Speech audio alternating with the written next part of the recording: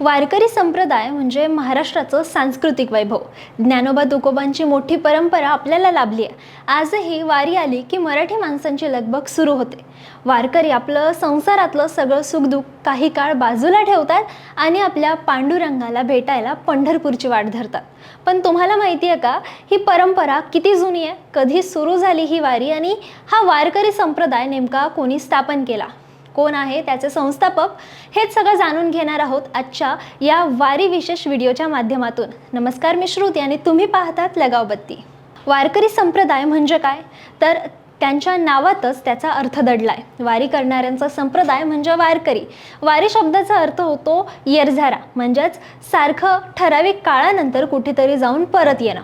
आपलं उपास्य दैवत असणाऱ्या पांडुरंगाला भेटायला ठराविक काळानं जाणं म्हणजे वारी, आणि ही वारी करणाऱ्याला म्हणतात वारकरी, आणि त्यांच्या पंथाला किंवा संप्रदायाला म्हणतात वारकरी संप्रदाय. आता कधी जायचं असतं पंढरपूरला, तर वर्षातून 4 शुद्ध एकादशीला वारी करावी असा प्राघात आहे.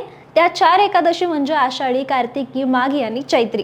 यातल्या आषाढी आणि कार्तिकी एकादशीला जास्त महत्त्व आहे आणि त्यातल्या त्यात आषाढीला जरा जास्तच महत्त्व आहे. आता ही वारी कधीपासून सुरू झाली तुम्हाला माहिती आहे का, सांगते. तर ज्ञानेश्वर माऊलींच्या आणि नामदेवांच्या काळात वारीचे उल्लेख हे त्यांच्या अभंगातून मिळतात. आता त्यांचा काळ आहे 13व्या शतकाच्या शेवटाचा. ज्या अर्थी त्यांच्या साहित्यात वारीचे उल्लेख येतात, त्याआधी वारी त्यांच्याहून जुनी असल्याचं दिसतं. मग श्री विठ्ठल आणि त्यांचं मंदिर जेव्हा पंढरपूरला आलं तेव्हापासून वारी आली असावी असं दिसतंय. आता विठ्ठल पंढरपूरला कधी आला, तर त्यांच्याविषयी ठोस माहिती आपल्याकडे नाहीये. 13व्या शतकात म्हणजेच यादवांच्या राजवटीत हे दैवत महाराष्ट्रात चांगलंच रूढ होतं हे मात्र नक्की. विठ्ठलाचं पंढरपूरचं मंदिर हे यादव काळातील आहे, म्हणजेच 12व्या-13व्या शतकातलं आहे. आता त्याआधी विठ्ठल केव्हा तरी आला असावा. अगदी प्राचीन काळातलं महाराष्ट्रातलं साहित्य पाहिलं तर त्याच्यात विठ्ठलाचा उल्लेख सापडत नाही. विशेष म्हणजे वेद आणि पुराणात या देवाचा उल्लेखच नाहीये. त्यामुळे म्हणतात ना, वेदांनाही नाही कळला अंत पार याचा. आद्य शंकराचार्यांनी लिहिलेलं पांडुरंग अष्टक म्हणून विठ्ठलाचं संस्कृत स्त्रोत आहे. आता आद्य शंकराचार्य हे जर 8व्या शतकातले असतील तर मग विठ्ठल 8व्या शतकात होता असं दिसतं. पण अनेक संशोधकांच्या मते हे स्त्रोत आद्य शंकराचार्यांनी लिहिलेलं नसून त्यांच्या परंपरेत होऊन गेलेल्या नंतरच्या कोणी दुसऱ्या शंकराचार्यांनी लिहिलंय. त्यामुळे विठ्ठलाचा फार पूर्वीचा इतिहास सापडत नाही. मात्र दंतकथा आणि आख्यायिकांमधून विठ्ठलाच्या उत्पत्तीची गोष्ट आपल्याला ऐकायला मिळते. ती म्हणजे पुंडलिक नावाचा एक भक्त होता. तो आई वडिलांची सेवा करायचा आणि तो श्रीकृष्णाचा सुद्धा निस्सिंग भक्त होता. एकदा तो आई वडिलांचे पाय चेपत असताना भगवान श्रीकृष्णाने त्याला दर्शन दिलं. पण आई वडिलांच्या सेवेत मग्न असलेल्या पुंडलिकाने श्रीकृष्णाला उभं राहायला एक वीट दिली आणि आई वडिलांच्या सेवेत खंड पडू दिला नाही. देव तसाच कमरेवर हात ठेवून तात्काळत विटेवर उभा राहिला आणि त्याचं हे रूप विठ्ठल किंवा पांडुरंग म्हणून पूजलं जाऊ लागलं. आता हे कधी घडलंय, पुंडलिक कुठला होता, त्याचा काळ कुठला होता हे निश्चित सांगता येणार नाही आणि त्या अनुषंगाने विठ्ठल आणि त्यांचं मंदिर पंढरपुरात कधी आलं हेही नेमकंपणानं सांगता येणार नाही. पण 13व्या शतकाच्या आधी कधीतरी विठ्ठल हे दैवत आपल्याकडे आलं असं ढोबळमानाने म्हणता येईल. आता हे झालं विठ्ठलाचं. आता वारकरी संप्रदायाची स्थापना कुणी केली हाही एक प्रश्न असतो. विठ्ठल हे दैवत आधीपासूनच होतं. वारी ज्ञानेश्वर माऊलींच्या आधीपासून होती. पुंडलिक फार पूर्वीचा होता. या गोष्टी ध्यानात घेतल्या तर ज्ञानेश्वर माऊलींच्या आधी वारकरी संप्रदाय स्थापन झाला असं काही अंशी म्हणता येईल.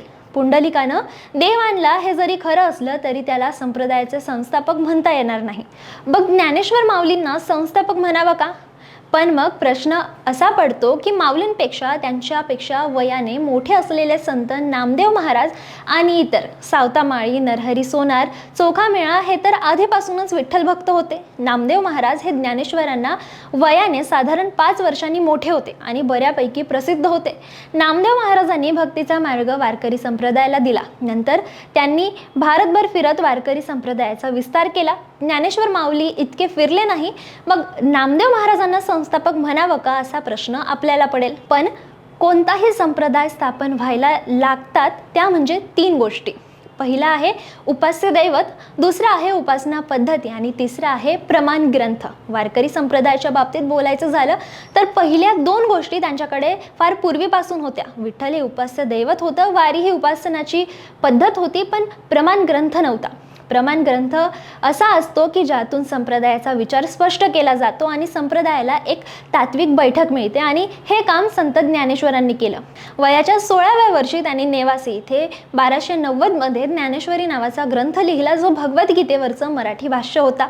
त्यांना वारकरी संप्रदायाला एक वैचारिक बैठक प्राप्त करून दिली. ही गोष्ट खूप मोठी होती आणि त्यामुळे हा संप्रदाय प्रवर्तित झाला, त्याला चांगलं स्वरूप आलं, तो एक विचाराखाली संघटित झाला. त्यामुळे ज्ञानेश्वरांचं योगदान विसरून चालणार नाही, पण त्यांना वारकरी संप्रदायाचं संस्थापक म्हणता येणार नाही, तर प्रवर्तक म्हणावं लागेल. तसंच नामदेव महाराजांना सुद्धा प्रवर्तक म्हणावं लागेल. वारकरी संप्रदायाच्या स्थापनेचं किंवा त्यांच्या वाटचालीचं सुंदर वर्णन संत बहिणाबाई यांनी केलंय. 17व्या शतकात त्यांनी लिहिलेल्या एका अभंगामध्ये त्या म्हणतात, संत कृपा झाली इमारत फळा आली, ज्ञानदैवे रचिला पाया उभारिले देवालया, नामातयाची किंकर तेने केला हा विस्तार, जनार्दन एकनाथ खांब दिला भगवंत, तुका झाले कळस भजन करा सावकाश, बहिणाबाई फडकविते ध्वजा तने रूप केले ओजा.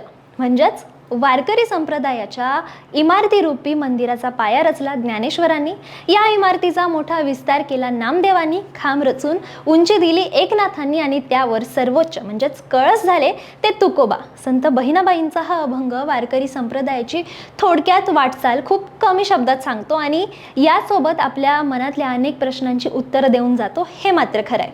बाकी तुम्हाला ही माहिती कशी वाटली कमेंटमध्ये नक्की सांगा आणि वारीच्या अशाच महत्त्वपूर्ण गोष्टींसाठी लगाव बत्तीला नक्कीच सबस्क्राईब करा.